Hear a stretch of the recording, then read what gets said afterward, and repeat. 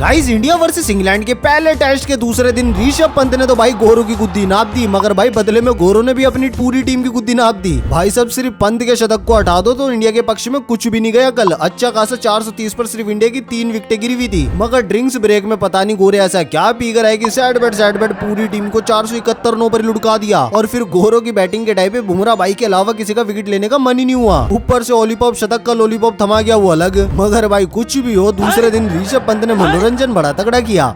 अरे कब्जा देखने नहीं है जीजा जी? कब्जा क्या मुजरा है जो देखने हो? ये तमाचा है उन लोगों पे जो मुझे आलसी समझते हैं। अब कैसे किया तो दूसरे दिन की शुरुआत हुई और कल भी पहला घंटे गिल और पंत ने गोरों को विकेट के लिए तरसा दिया। और भाई फिर से शोएब बशीर को बॉलिंग पे लगता देखकर ऋषभ पंत ने वापस से उनकी गुद्दी नाप दी। भाई फनी सीन तो तब बना जब पंत को 84 रनों पर देखकर कमेंटेटर ये बोल रहे थे कि अब पंत को थोड़ा सा संभल कर खेलना चाहिए। तभी भाई ने कहा अच्छा, और ये ले भाई लुढ़क के चौका लगा दिया। बेचारे अपोनेंट टीम के खिलाड़ियों के साथ साथ अपनी टीम के खिलाड़ी भी घबरा गए। और भाई बशीर को छक्का लगाकर 140 गेंदों के अंदर अपना शानदार शतक जड़ दिया और साथ में अपनी ट्रेडमार्क फ्रंट फ्लिप सेलिब्रेशन भी कर दिया। और भाई फिर इस सेलिब्रेशन के बाद ऋषभ पंत के ऊपर क्या मीम बने हैं भाई खुद ही देख लो।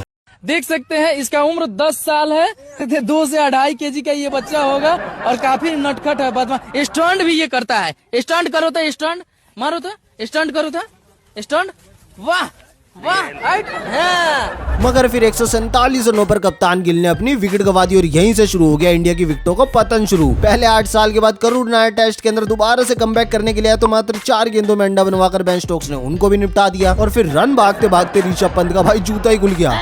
ये क्या हो गया यार? कभी तो ऋषभ पंत के हाथ से बैट छूट जाता है, कभी रन भागते भागते उनका जूता पीछे छूट जाता है। कल भी भाई बेचारे कीपर के बैट बिल्कुल सर के पास से निकल गया। अगर भाई यही हालात रहे ना ऋषभ पंत के तो आने वाले टाइम में पंत की बैटिंग के टाइम पे सारे खिलाड़ियों के सिर पे हेलमेट पहनने की नौबत आ जाएगी। खैर भाई फिर पंत के भी नजर लगी और 134 रनों पर LBW हो गए। और भोजन पे जाते जाते बेन स्टोक्स ने शार्दुल ठाकुर को भी निपटा दिया और पूरा सेशन जो इंडिया के पक्ष में जाता आधे घंटे के अंदर ही सब गुड़ गोबर हो गया। अब भाई भोजन से आने के बाद जीव ने बुमराह भाई का किनारा लगवा दिया और देखते देखते मोहम्मद रिचर्डसन भी मैदान में आ गए। मगर भाई जीव ने जड्डू भाई और प्रसिद्ध कृष्णा को भी क्लीन बोल्ड कर दिया। भाई जहां 430 रनों पर इंडिया की सिर्फ 3 विकेटें लुढ़की पड़ी थी, देखते देखते 471 रनों पर पूरी टीम ही लुढ़क गई। मगर बढ़िया बात यह कि मियां भाई आज भी नॉट आउट रह गए। खैर अब इंग्लैंड फर्स्ट इनिंग खेलने उतरी तो उतरने से पहले मैदान के अंदर बारिश उतर गई और खिलाड़ी वापस से ड्रेसिंग रूम में चले गए। लेकिन थोड़ी देर के बाद मैच दोबारा से शुरू हुआ तो बुमराह भाई ने आते के साथ ही पहले ओवर के अंदर जैक क्रोली का एज लगवा दिया। अब भाई मौका तो बुमराह भाई ने 15 रनों पर डकैत का भी बनवा दिया था, मगर जड्डू भाई ने कैच ही छोड़ दिया। और फिर जिसका डर था वही हुआ, गोरों ने भी भाई दूसरे सेशन में सांस अटका दी। बैन डकेट ने अपनी 50 पूरी करी और चाय के समय तक गोरे पहुंच गए 107 रनों तक। अब चाय की चुस्की लेने के बाद ओली पोप ने भी अपनी 50 पूरी कर ली। लेकिन फिर बड़ी देर के बाद बुमराह भाई ने डकैत की डंडिया गिराकर इंडिया को थोड़ी सी राहत की सांस दिलाई। लेकिन ओली पोप और जो रूट ने मिलकर वो राहत की सांस वापस से छीन ली और ओली पोप ने 125 गेंदों के अंदर अपनी सेंचुरी पूरी कर ली। मगर अगली बॉल पर बुमराह भाई ने इंग्लैंड के बरगद के पेड़ का स्लिप में कैच पकड़वा दिया। इसी तरह से दूसरे दिन का खेल खत्म करते हुए इंडिया के हाथ सिर्फ 3 ही विकेटें लगी और ये तीनों के तीनों भी भाई बुमराह भाई ने दिलाई, वरना तो बाकी सब तो कोहली भाई के घर खाना खाने गए थे। खैर दोस्तों, आपको दूसरे दिन का सबसे बढ़िया मोमेंट कौन सा लगा कमेंट में जरूर बताना। बाकी अपन मिलेंगे तीसरे दिन के हाईलाइट के साथ, तब तक के लिए बाय बाय।